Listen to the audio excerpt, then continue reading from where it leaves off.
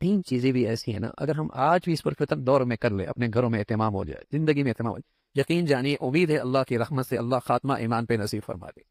پورا دین نہیں ہے، لیکن یہ تین چیزیں ایسی ہیں بہت سارے فتنوں سے اس سے حفاظت ہوگی۔ پہلی، نماز بڑھیا، نماز بڑھیا، جماعت کے ساتھ ہو، نوافل کے ساتھ ہو، سنن کا اہتمام ہو، نماز بڑھیا ہو، اپنی نماز کو بڑھیا کیجیے۔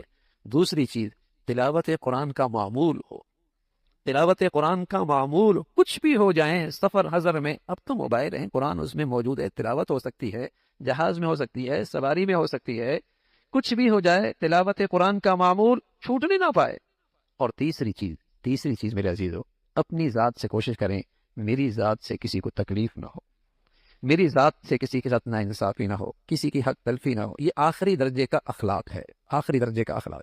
میری ذات سے کسی کو تکلیف نہ ہو، زیادتی نہ ہو، ناانصافی نہ ہو، ظلم نہ ہو، اپنی ذات سے۔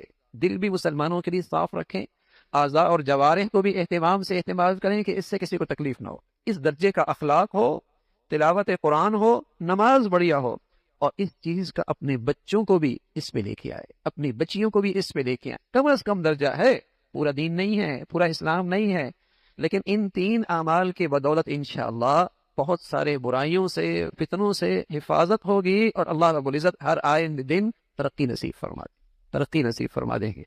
تو اللہ سے مانگا جائے کہ اللہ رب العزت ہمیں ان کا اس پہ استقامت نصیب فرمائے، اور جو کچھ کہا سنا اللہ عمل کی توفیق نصیب فرمائے۔